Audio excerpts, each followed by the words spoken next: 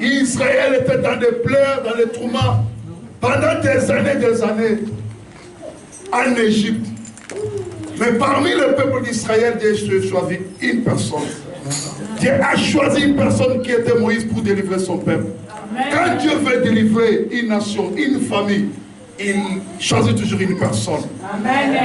C'est comme aussi il avait choisi Joseph pour aller préparer une place pour Israël. Bien aimé, aujourd'hui aussi, Dieu a choisi une personne. Si nous sommes ce que nous sommes, c'est à cause de cette personne. Oh, yes.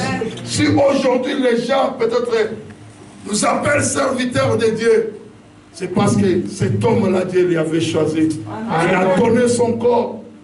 Une personne qui est passionnée pour le Seigneur, bien-aimé. Une personne qui s'est donné corps, âme, sa vie pour le Seigneur. Rien que pour le Seigneur. Une personne qui traverse le monde pour seulement apporter la bonne nouvelle. Non pour ses intérêts personnels. Il y a des gens, il y a encore des réserves de l'Éternel. Ça, je vous dis la vérité. Il y a encore des réserves de l'Éternel. Et je sais que ça sera ta bénédiction. Nous avons vu des vies des gens s'être transformées du jour au jour dans son ministère. C'est notre papa. Lui, il n'est plus notre père spirituel, mais il est devenu notre père biologique. Amen. Si toi tu n'as pas un père, mais nous avons un père. Vous pouvez avoir plusieurs maîtres, mais il n'y a qu'un seul père. Et c'est celui-là que Dieu a envoyé aujourd'hui. Vous savez, tout travail a besoin de la bénédiction d'un père. Vous savez ça? Même dans la famille, quand l'enfant il sort pour aller commencer sa vie, il a besoin de quoi? Il a besoin de son père, de ses parents. Et cette œuvre va commencer. Il manquait quelque chose. Mais Dieu a entendu nos prières. La chose là, c'est la bénédiction que nous allons recevoir. Je crois qu'il faut être prêt. Il faut se préparer. Mais ces 3 jours, je vous assure qu'il y aura des témoignages. Amen. Et les témoignages vont continuer dans notre vie et dans cette église. Amen. Et les choses vont se changer. Il y a des gens dans le monde que leur vie a été changée à cause du ministère de cet homme. Dieu l'utilise dans les miracles, dans des guérisons, dans des paroles de connaissance. Dieu l'utilise. Il l'utilise partout où il part. Il y a toujours des témoignages. Alléluia. Amen. Cet homme, c'est notre papa. Vous savez qu'aujourd'hui, nous sommes quelle date? Le 28. Le 28 novembre. Ça tombe aussi bien. C'est le jour de son anniversaire.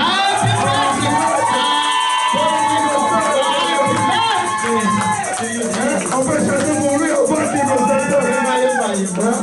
Joyeux anniversaire. Joyeux anniversaire. Joyeux anniversaire.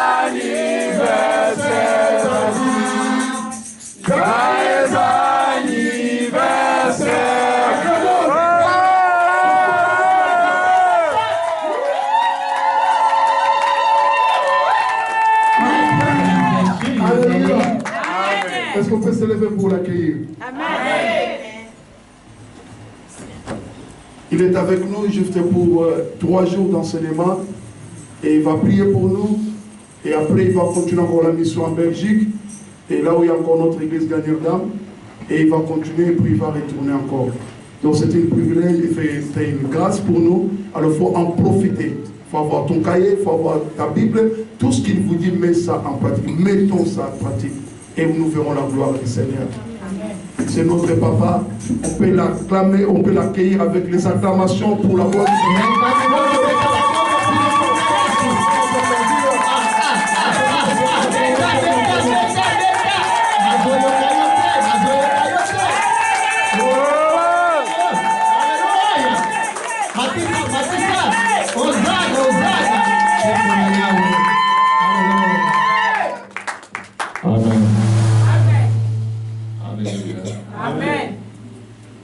Que toute la gloire revienne au Seigneur. Amen. Vous savez, ça fait longtemps que j'avais l'envie de vous visiter. Mais le Seigneur Seigneur l'a jamais permis. C'est seulement en 2015 que le Seigneur permet que je vienne vous visiter. Et encore chose grave. Les jours de mon anniversaire, c'est les jours et je n'ai pas compris ce que Dieu veut me dire par là. Il me semble que Dieu va faire naître beaucoup de choses dans votre vie. Amen.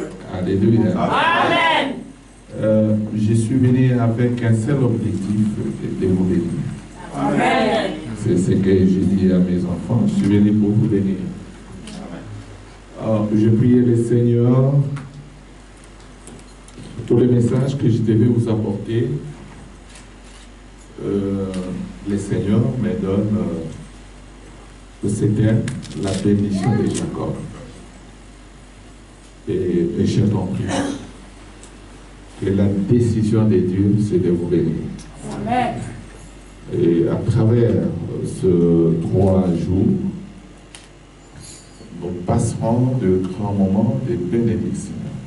Croyez-moi, ce que je dis est vrai.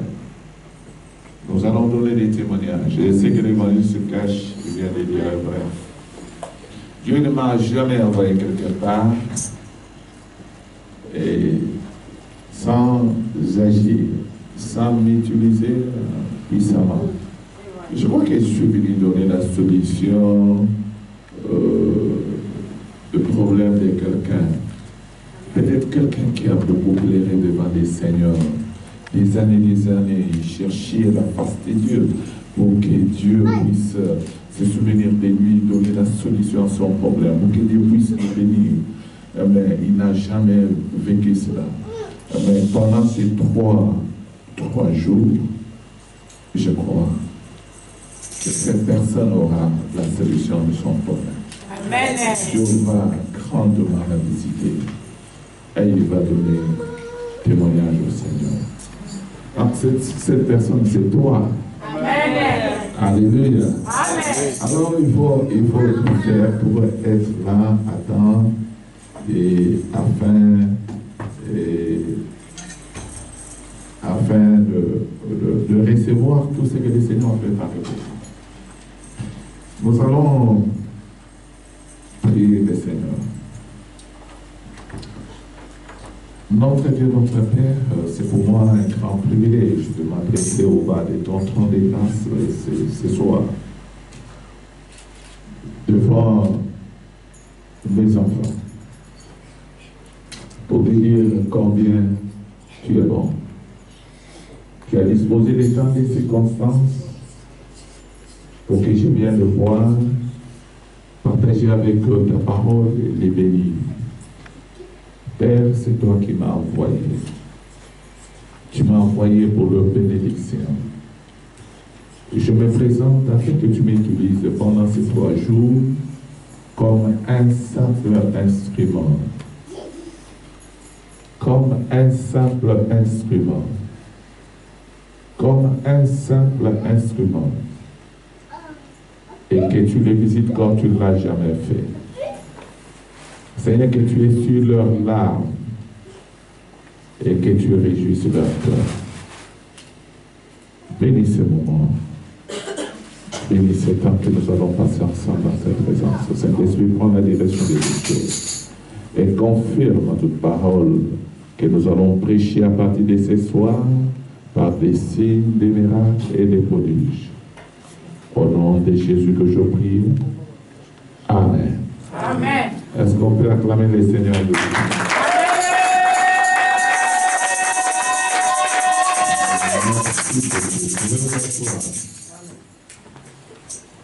Avant de commencer mon message, je suis vraiment reconnaissant envers le Seigneur et très reconnaissant envers vous. J'ai eu le rapport du pasteur ensemble et aussi le mois passé, j'avais reçu une grande délégation lors de mon mariage. Et aussi, aviez beaucoup contribué.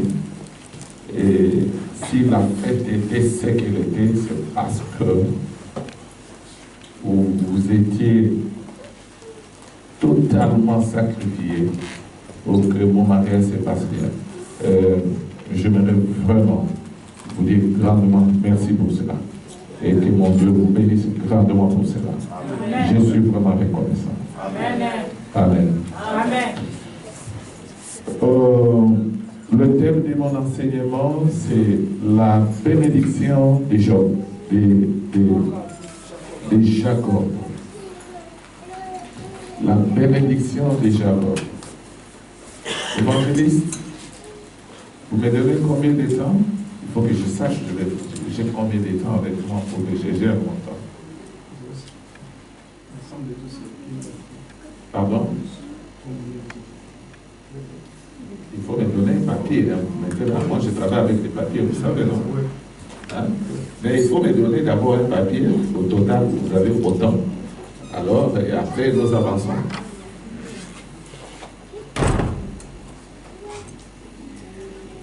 Il est 20h05. À ma montre. Ok, merci. Là où il y a l'ordre et là où il y a le Saint-Esprit à l'ordre. Hein? Merci. Et, j'allais oublier, ma femme vous avait envoyé des grandes salutations. On devait venir avec elle, mais il y a eu un contretemps. Peut-être prochainement. La bénédiction de Jacob. Nous sommes dans Genèse. Genèse chapitre 27. Genèse chapitre 27, verset 1 à 29. J'aimerais bien qu'on lise pour bien comprendre ce que je vais enseigner. Genèse chapitre 27, verset 1 à 29. Est-ce qu'on peut se mettre debout pour honorer la parole de Dieu? Je vais lire pour vous. Moi-même, je vais lire. Nous lisons. Isaac, j'ai 45 minutes de prédication et tous les travaux de prédication sur moi. Ah bon. Isaac devenait vieux et ses yeux s'étaient affaiblis au point qu'il ne voyait plus. Alors il appela Ésaü, son fils aîné, et lui dit, mon fils, il lui répondit, mais voici. Isaac dit, voici donc, je suis vieux, je ne connais pas les jours de ma mort. Maintenant donc, je te prie, prends tes armes, ton carquois et ton arc, va dans les champs et chasse-moi du gibier. Fais-moi aimer comme germe et apporte-le-moi à manger afin que mon âme te bénisse avant que je meure. Rebecca écouta ce qu'Isaac disait à Ésaü, son fils. Ésaü s'en alla dans les champs pour chasser du gibier et pour le rapporter. Puis Rebecca dit à Jacob, son fils, voici j'ai entendu ton père qui parlait ainsi à Ésaü, ton frère. Apporte-moi du gibier et fais-moi aimer que je mangerai. Et je te bénirai devant l'Éternel avant ma mort. Maintenant, mon fils, écoute ma voix à l'égard de ce que je te commande. Va me prendre au troupeau de bons chevaux. J'en ferai pour ton père aimer comme il aime. Et tu le porteras à manger à ton père, afin qu'il te bénisse avant sa mort. Jacob répondit à sa mère, voici, Ésaü mon frère est venu, et je n'ai point de poil. Peut-être mon père me touchera-t-il, et je passerai à ses yeux pour un menteur, et je ferai venir sur moi la malédiction et non la bénédiction. Sa mère lui dit, que cette malédiction, mon fils, retombe sur moi. Écoute seulement ma voix et va me les prendre. Jacob alla les prendre et les apporta à sa mère, qui fit aimer comme son père aimait. Ensuite, Rebecca prit le vêtement d'Ésaü, son fils aîné, le plus beau qui s'est trouvé à la maison, et elle le fit mettre à Jacob, son fils cadet. Elle couvrit ses mains de la peau de chevreau et son cou qui était sans poids. Et elle plaça dans la main de Jacob, son fils, les mains et le pain qu'elle avait préparé. Il vint vers son père et dit, « Mon père ?» Et Isaac dit, « Me voici. Qui es-tu, mon fils ?» Jacob répondit à son père, « Je suis Ésaü, ton fils aîné. J'ai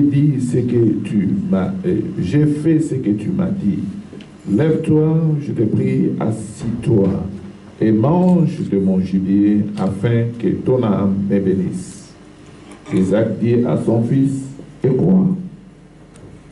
Tu en as déjà trouvé, mon fils. » Et Jacob répondit, « C'est que l'Éternel, ton Dieu, l'a fait venir devant moi. » Isaac dit à Jacob, « Approche donc, et que je te touche, mon fils, pour savoir si tu es mon fils Ésaü ou non. » Jacob s'approcha d'Isaac, son père, qui le toucha et dit, « La voix est la voix de Jacob, mais les mains sont les mains d'Ésaü. » Il ne le reconnut pas parce que ses mains étaient venues comme les mains d'Ésaü, son frère, et il le bénit. Il dit, « C'est toi qui es mon fils Ésaü. » Et Jacob répondit, « C'est moi. » Isaac dit, « Serre-moi, et que je mange du gibier de mon fils, afin que mon âme te bénisse. » Jacob les servit, et il mangea. Il lui apporta aussi du vin, et il but. Alors Isaac, son père, lui dit, « Approche donc et baise-moi, mon fils. » Jacob s'approcha et le baisa. Isaac sentit l'odeur de ses vêtements. Puis il le bénit et dit, « Voici l'odeur de mon fils, et comme l'odeur d'un champ que l'Éternel a béni, que Dieu te donne de la rosée du ciel et de la graisse de la terre, du blé et du vin en abondance, que les peuples te soient soumis et que les nations se prosternent devant toi.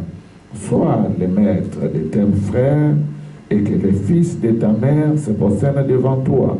Maudit soit quiconque te maudira et béni soit quiconque te bénira. » Parole de l'Éternel. Amen. Pour nous asseoir. Voilà, bien aimés, comment les choses se sont passées. Nous voyons ici Isaac. Isaac, en tant que serviteur de Dieu, il est représenté Dieu. Et Isaac connaissait bien les principes de bénédiction du royaume de Dieu. Il était vieux, il devait quand même laisser sa bénédiction, tout ce que Dieu lui avait donné de meilleur, toute grâce qu'il avait reçue de l'Éternel, il devait les laisser à un héritier. Il devait les laisser à son fils aîné Ésaü. Il a appelé pour qu'il puisse lui donner la bénédiction qu'il possédait en tant que fils aîné. Mais pendant qu'il lui disait, il a appelé, il lui a dit, « Mon fils, je suis vieux, je vais mourir, mais je ne vais pas partir avec toute la bénédiction que Dieu m'a accordée. Je voudrais te la laisser en tant qu'héritier. Mais je ne peux pas te laisser cette bénédiction comme ça, suite aux principes établis dans les royaumes de Dieu. » Il connaissait bien les principes, bien que mon enfant biologique. Amen. Moi, je suis serviteur de Dieu. Je connais comment les choses se font dans les royaumes de Dieu. Va, cherche-moi du gibier. Prépare un mets que j'ai. Apporte-le-moi et que je mange afin que mon âme te bénisse. Et pendant qu'il lui parlait, sa femme écoutait. Isaac aimait bien Ésaü, son fils aîné, mais Rebecca aimait beaucoup plus Jacob. Et Rebecca, en écoutant cela, il a appelé son fils Jacob. Il lui a raconté tout ce que son père voulait faire à son frère aîné. Avant d'aller plus loin, nous devons savoir que le nom de Jacob veut dire trompeur. Raison pour laquelle, à un moment donné, Dieu a changé son nom. Il a quitté de Jacob, il est devenu Israël. Le nom dit beaucoup dans la vie de quelqu'un.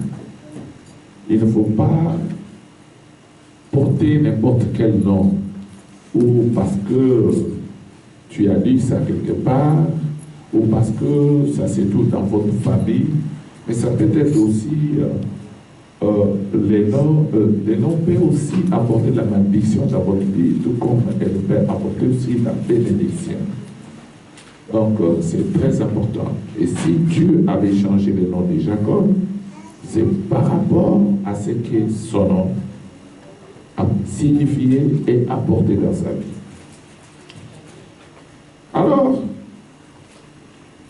sa maman lui dit, non, toi tu ne vas pas aller chasser comme ton frère, mais toi, tu vas directement dans les troupeaux, tu apprêtes 2 bons chevreaux.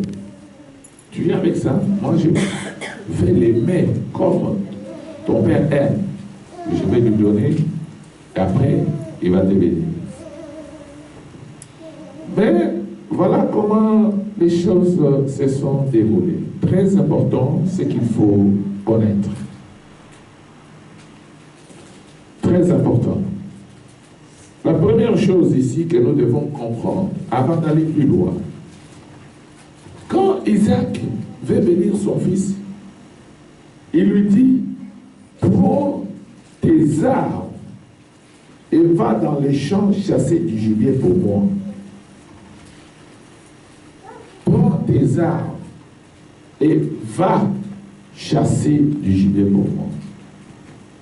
Là, ça demande les efforts personnels de son fils. Il devrait se décider et il devait déployer les efforts. Il devait travailler durement pour apporter les gibiers à son père. Ça veut dire quoi? Ça veut dire que pour avoir ou pour recevoir la bénédiction, il faut se battre. La bénédiction n'est pas reçue dans les royaumes de Dieu avec facilité. Beaucoup de chrétiens, ils viennent dans le Seigneur et ils croient que la bénédiction de Dieu va venir comme la manne du ciel. Non, le temps de la manne du ciel est révolu. C'est passé. La Bible déclare, le royaume des cieux est forcé et ce sont les violents qui s'en emparent. Ça, ce sont les principes du royaume. Il fallait qu'Ésaü se fasse violence pour arracher cette bénédiction auprès de son père. Mais il a reçu une grande opportunité de recevoir les grandes bénédictions auprès de son père. Il est encore en train de raisonner comment je vais faire. Je vais trouver les gibiers où, bien que chasseur. Mais pendant que sa maman dit à son frère, toi, entre dans les troupeaux, prends 2 chevaux, 2 bons chevaux là-bas. Et amène-les-moi. Je vais préparer. Les mains tombent devant ton père et il va te bénir. Ça veut dire quoi? L'autre, il ne s'est pas battu. Il ne s'est pas fait violence pour saisir l'opportunité que Dieu lui avait offerte afin de recevoir la bénédiction qui était déjà préparée pour lui. Mais son frère cadet, il s'est fait violence, il est parti dans les troupeaux, il a pris ce qui était là. Il a dérangé le programme qui était déjà préétabli, pendant que peut-être que ce qui était dans les troupeaux était préparé pour la multiplication, afin d'avoir un grand troupeau de brebis, peut-être pour vendre et réaliser un projet quelconque. Mais il a vu que ce que son père allait lui donner allait être plus grande par rapport à ce qu'il espérait recevoir à travers ce qui était dans les troupeaux. Et il a dérangé le programme qui était là, il a pris ce qui était là, il a amené à son père. Quand nous lisons notre Bible, la Bible nous fait voir quand ce qui concerne la bénédiction, quand il faut amener une offrande, quand il faut amener quelque chose à Dieu pour être béni, il faut prendre ce qui vous appartient, ce que nous avons. Il ne faut pas raisonner 2 fois quand il faut donner à Dieu pour être béni. Il faut prendre ce qui vous appartient et donner au Seigneur. À ce moment-là, vous saisissez l'opportunité et à ce moment-là, vous entrez en possession de votre bénédiction. Amen. C'est ça ce qui a fait marquer la bénédiction à Ésaü. Mais si Jacob a été béni, parce qu'il a pris ce qui était là, ce qui était disponible, il a donné et il a pu recevoir la bénédiction pendant que son frère était dans les calculs, pendant que son frère était dans les raisonnements, pendant que son frère il se disait mais je vais faire comment, mais les temps sont durs, mais il ne s'est pas violence et il a perdu la bénédiction. Alors, nous devons savoir une chose. La deuxième chose. La deuxième chose qu'Isaac dit à son fils Ésaü. Il dit, prends ton arc, va dans les champs et apporte-moi du gibier. Fais-moi un mets que j'aime bien. Pas n'importe quel mets. Tu ne vas pas préparer selon toi. Tu vas m'apporter quelque chose qui va réjouir mon cœur. Bien que, oui, c'est le gibier, mais il faut préparer de sorte que je sois content pour que mon âme te bénisse. Et vous allez voir que quand même Rebecca a envoyé Jacob pour aller prendre les veaux, il a dit, va, cherche-moi 2 bons chevaux. 2 bons chevaux. Et apporte-les-moi, je vais préparer les mets tels que ton père aime. Amen. Alléluia. Bien-aimés, si souvent, quand nous donnons à Dieu, nous ne donnons pas pour réjouir les cœurs de Dieu. C'est pourquoi nous manquons la bénédiction. Nous sommes privés de bénédiction auprès de Dieu. Nous donnons pour donner, mais nous ne donnons pas ce que Dieu aime. Parfois, nous avons ce que Dieu aime, mais parce que nous n'avons pas la révélation, ou peut-être parce que nous manquons la connaissance, ou parce que la chair domine sur nous, et nous disons, si nous donnons ça, c'est une perte. Est-ce que nous aurons encore ça? On va perdre. Comment on aura ça? Mais Dieu, pour nous bénir, il a besoin de quelque chose qui va réjouir son cœur. Alléluia. Amen. Nous ne devons pas donner selon nous, mais selon Dieu. Amen. Pour que Dieu soit content. Si Dieu n'est pas content et que nous donnons, nous n'avons pas de bénédiction. Donc ce que nous avons donné, ça va comme ça, en perte, parce que Dieu n'est pas content. Ce qui déclenche les miracles dans notre vie, les miracles de bénédiction, c'est la joie que ce que nous donnons provoque dans le cœur de Dieu. Alléluia. La joie. C'est pourquoi même nous avons toujours dit que la joie de l'homme de Dieu, c'est la joie de Dieu. Quand Dieu est content, c'est ces moments-là qu'il commence à nous bénir. Et prenons l'exemple. 3 personnes se présentent devant la tente d'Abraham. Ils veulent passer. Abraham dit non, vous êtes venus là pour manger ici. Entrez chez moi, je vais vous apprêter à manger pour vous. Vous connaissez l'histoire. Ils entrent. Il ordonne à ses serviteurs de préparer pour eux.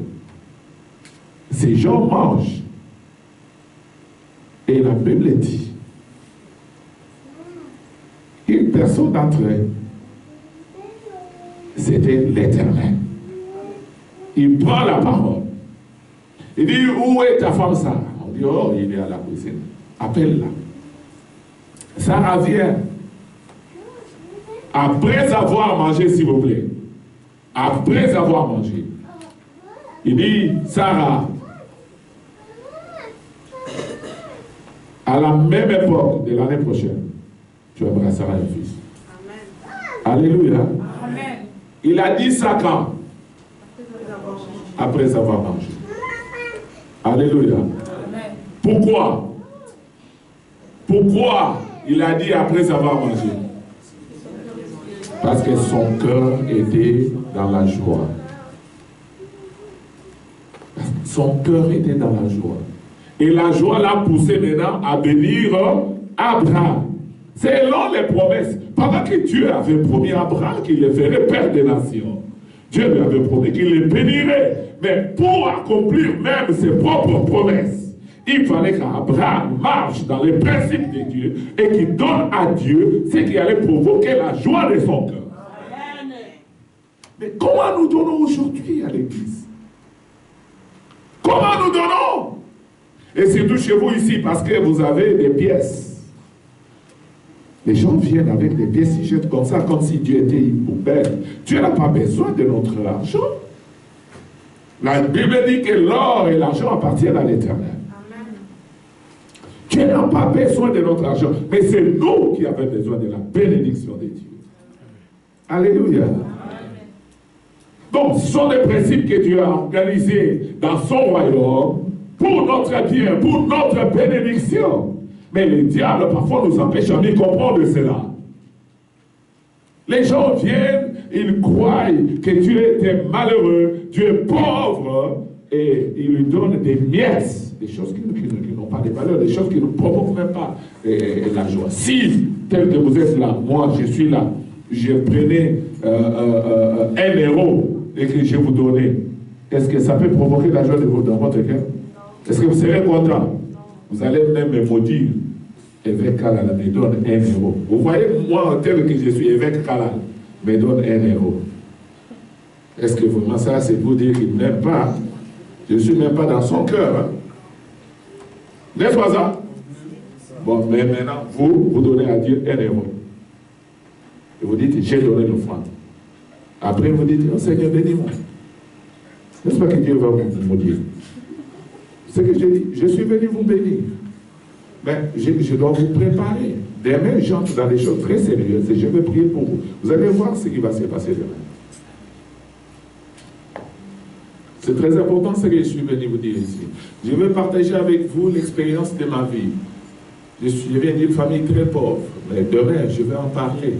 Et je vais vous dire, je vais montrer comment Dieu m'a béni. Dieu m'a béni. Dieu m'a béni. Mes enfants ici, ils connaissent que Dieu m'a béni. Amen. Donc, ce que je vous dis, ce sont des choses que j'ai expérimentées avec Dieu. Ce n'est pas parce que c'est écrit dans la Bible, non. Je vais vous dire comment je suis parvenu à comprendre ça. Comment Dieu m'en a enseigné, comment j'ai fait, comment je suis arrivé à ce niveau avec le Seigneur. Voilà. Ça, c'est ce que le Seigneur dit, ce que Isaac dit à son fils. Et les mêmes paroles, Rebecca les dit à son fils Jacob. Et Jacob a mené 2 bons veaux, 2 bons chevrons, 2 bons. Et vous, quand vous amenez une offrande, vous amenez une bonne offrande ou une mauvaise?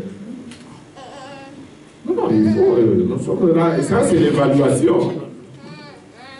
Votre offrande que vous amenez devant Dieu, c'est une bonne ou une mauvaise offrande? Vous ne pouvez pas venir à l'église et commencer à préparer votre offrande à l'église. L'offrande se prépare à la maison. Si. Vous vous dites, demain c'est le kit, et vous préparez votre offrande. Je vais donner l'offrande. Il y a beaucoup de gens qui ne préparent pas l'offrande à la maison. Qui viennent seulement l'heure d'offrande, là, ils prennent la sac, ils commencent à chercher. Mais j'avais mis les pièces ici. Mais c'est pas... Non. Lisez la Bible. C'est écrit dans la Bible. Je vais vous montrer le verset demain. On prépare l'offrande à la maison, ce n'est pas l'église. Là même, c'est pour vous montrer votre sérieux avec le Seigneur, pour montrer l'amour que vous avez vis-à-vis du Seigneur. Et je vais vous montrer ce que l'offrande fait dans la vie de quelqu'un. L'offrande amène beaucoup de bénédictions. Beaucoup, je vous dis, beaucoup. L'offrande peut même combattre pour vous. Vous donner la victoire. L'offrande peut amener même la guérison. Là où les médecins n'ont pas pu faire quelque chose pour votre maladie, l'offrande le fait pour toi. Demain, vous allez voir.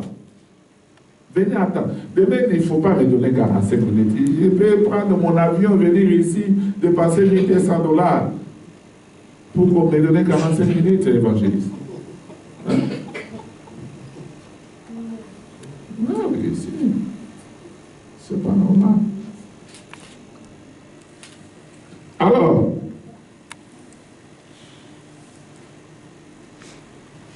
la troisième chose,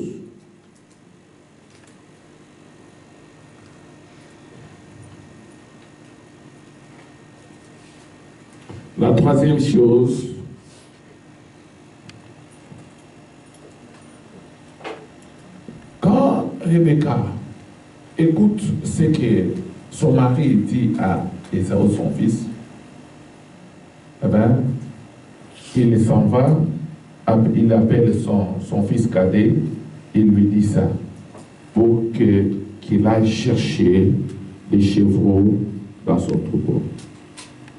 Ça veut dire quoi? Ça veut dire que pour être béni, il faut saisir les opportunités que Dieu vous offre. Alléluia. Dieu ne bénit pas pour bénir. Mais pour recevoir la bénédiction, Dieu nous offre des opportunités. Quitte à vous de discerner. C'est Abraham, ces jours-là.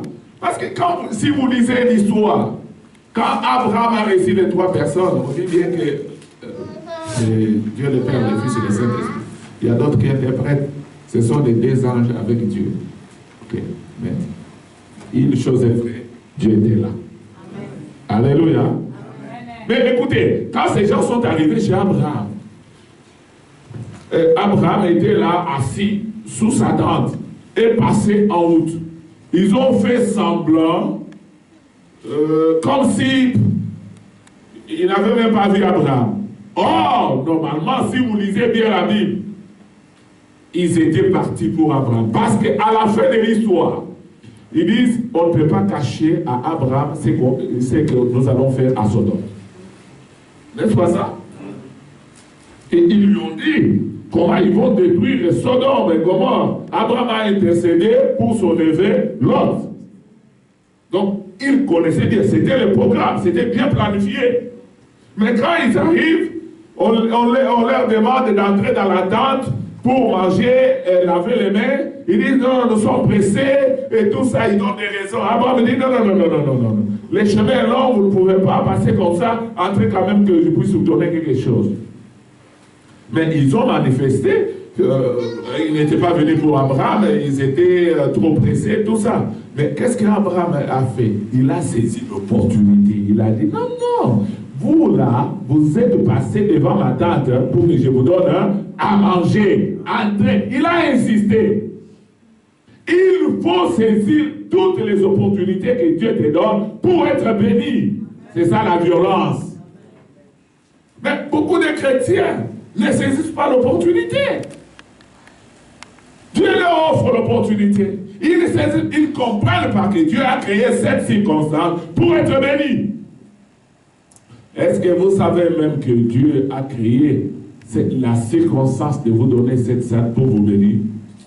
Est-ce que vous êtes prêts pour donner l'argent pour les loyers de cette salle chaque mois? Ou bien vous allez bouder, murmurer, dire que c'est... D'ailleurs, j'ai dit à votre pasteur, moi Dieu m'a appelé toujours à faire des grandes choses. Je lui disais, vous devez changer de salle parce que ça c'est une petite salle. Ah, vous ne me connaissez pas encore, vous allez me connaître. Je lui ai dit, quand je m'en vais aux États-Unis, dans notre église des États-Unis, chaque année, quand je travaille, et quand je viens l'année prochaine, l'église augmente toujours. À tel point que maintenant, donc, ils ont une salle assez vaste, mais ils ont maintenant la vision, je leur ai communiqué la vision, cette église sera une très grande église et les gens viendront de partout. Et ils ont maintenant le projet d'avoir une très grande salle. Et c'est comme l'évangile disait, oui, il fallait que je vienne pour bénir l'œuvre.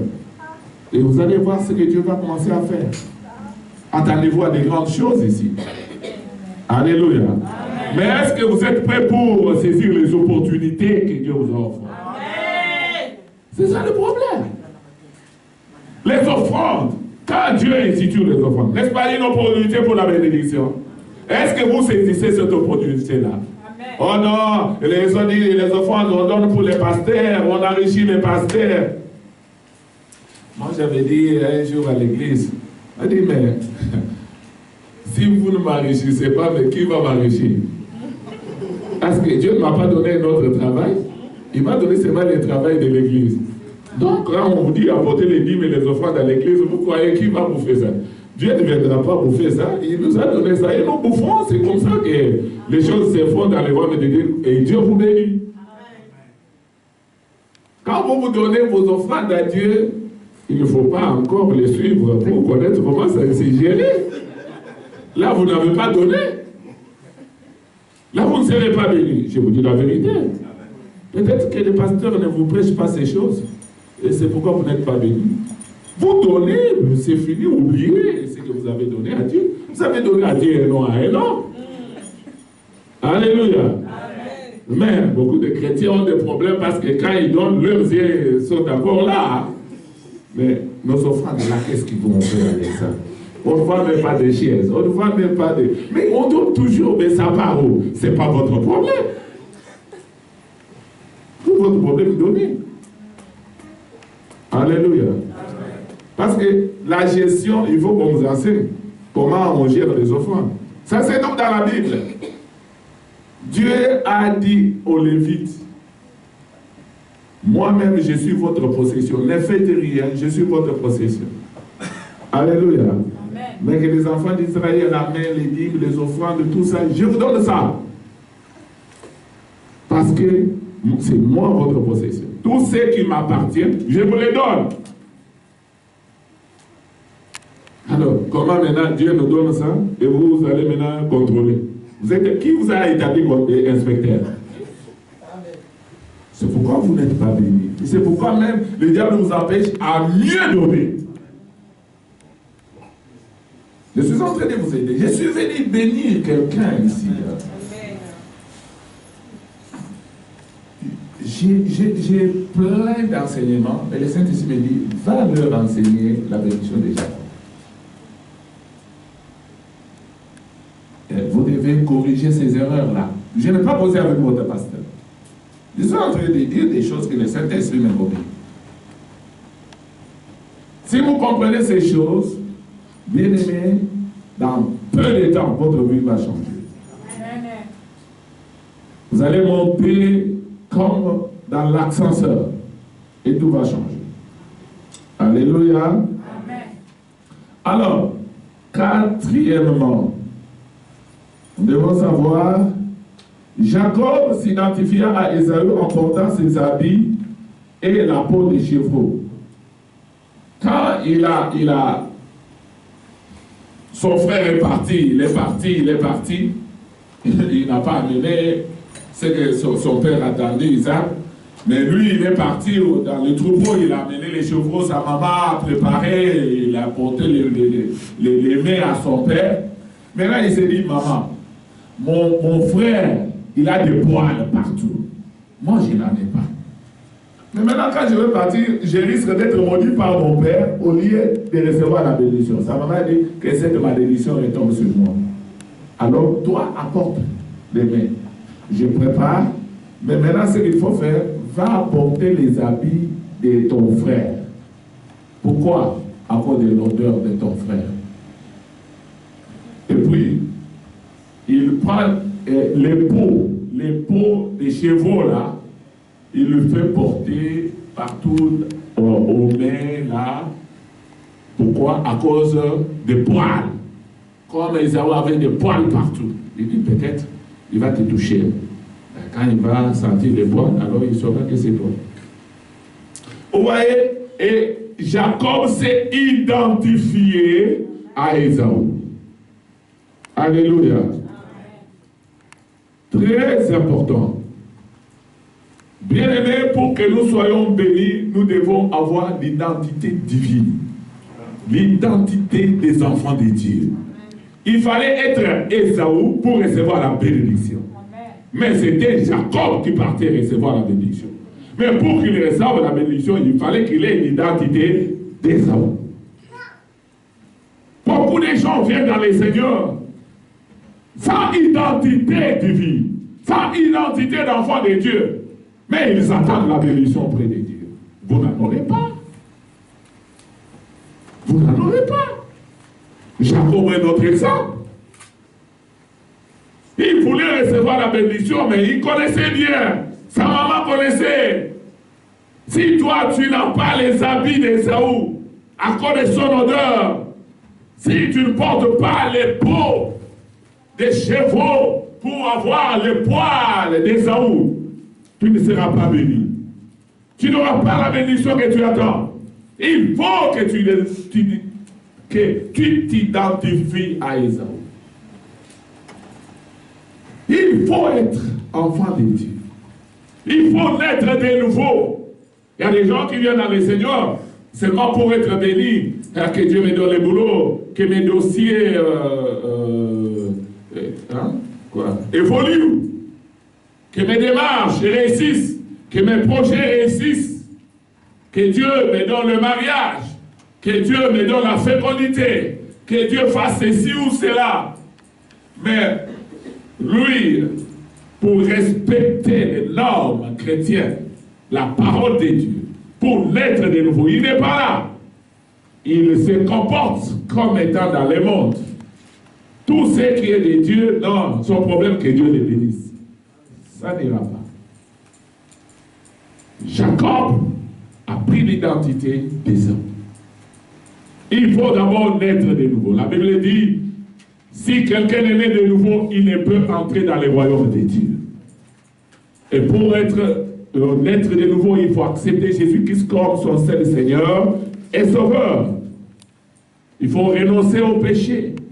Il faut accepter que vous êtes pécheur, que Christ est mort à cause de vos péchés. Et il faut renoncer au péché. Il faut se séparer du péché et donner votre vie à Jésus-Christ comme votre Seigneur et Sauveur. Et se décider de commencer à marcher dans la crainte de Dieu, tout en obéissant à toute parole de Dieu. Et il y a des gens qui ne respectent pas Dieu. Vous aimez Dieu, mais vous ne le respectez pas. On respecte Dieu à travers sa parole. Quand Dieu vous parle et vous obéissez à sa parole, là vous respectez Dieu. Là, ça montre que vous êtes né de nouveau. Mais si vous ne le faites pas et vous attendez la bénédiction, ça ne viendra pas. Il faut s'identifier. Mais maintenant, voilà, ça ne s'est pas arrêté là-bas. Parce que ce que Rebecca avait fait pour Jacob, et il savait bien que ça allait se faire. Maintenant, Jacob qui prend les mains, après s'être habillé en Ésaü, et après avoir porté les peaux des chevreaux, il s'en va et dit, papa, je suis là. Il dit, c'est qui? C'est ton fils Ésaü. Ah, oh, tu as déjà tout. Oh, mais ton Dieu, il a tout fait, il m'a donné ce qu'il fallait. Ah. Il dit, mais oh, approche, mon fils, que je te touche. Vous voyez? Il dit, approche mon fils que je te touche. Il touche. Oh, il sent les poils. Poils aux mains. Il dit, ah, la voix, c'est la voix de Jacob. Mais les mains sont les mains d'Ésaü. Comme il ne voyait pas. Alors il a dit, ah, c'est peut-être mon fils. Mais il fait encore une autre expérience. Il dit, mon fils, approche et baise-moi. Vous voyez? Pourquoi? Pour sentir l'odeur. C'est pourquoi l'autre avait porté les habits d'Ésaü, à cause de l'odeur. L'odeur est très importante dans la vie chrétienne. Alléluia. Amen. Vous dégagez quelle odeur? L'odeur de la mort ou l'odeur de la vie? Ah, mais c'est toi, mais c'est Dieu qui connaît. Parce que ces jours-là, Isaac voulait connaître si, oui. Parce qu'il avait vu qu'il y avait un problème. La voix de Jacob. Mais les mains sont les mains de... Il a des problèmes, il ne voit pas. Il dit, dernière expérience, l'odeur. L'odeur va en tout cas me dire exactement, c'est lui qui vient là, est-ce que c'est lui à qui je dois donner cette bénédiction, oui ou non? L'odeur. Il dit, laisse-moi. Lui ne savait pas, lui voulait sentir l'odeur. Et il vient, il lui donne le baiser. Ah, il sent l'odeur. Et vous allez voir, même ici, qu'est-ce que Isaac dit? Il dit, voici l'odeur de mon fils est comme l'odeur d'un champ que l'Éternel a béni. Alléluia. Et il a dit, non, ça doit être l'odeur de mon fils Ésaü. Mais toi, tu dégages quelle odeur? La Bible dit que les uns dégagent l'odeur de la mort et les autres dégagent l'odeur de la vie. L'odeur de la mort vient du péché. L'odeur de la vie vient du Seigneur, de Dieu. Alléluia. C'est le diable qui donne la mort et c'est Dieu qui donne la vie et la vie éternelle. Quand quelqu'un est dans le monde, il donne l'odeur de la mort. Et quand quelqu'un est dans le Seigneur, il donne l'odeur de la vie. Mais toi, tu dégages quelle odeur? Parce que tu attends la bénédiction. Mais la dernière expérience qui va montrer à Dieu que vous êtes les bénéficiaires de la bénédiction qu'il a préparée pour toi, c'est l'odeur. Maintenant, le problème, c'est l'odeur que toi tu dégages. C'est quelle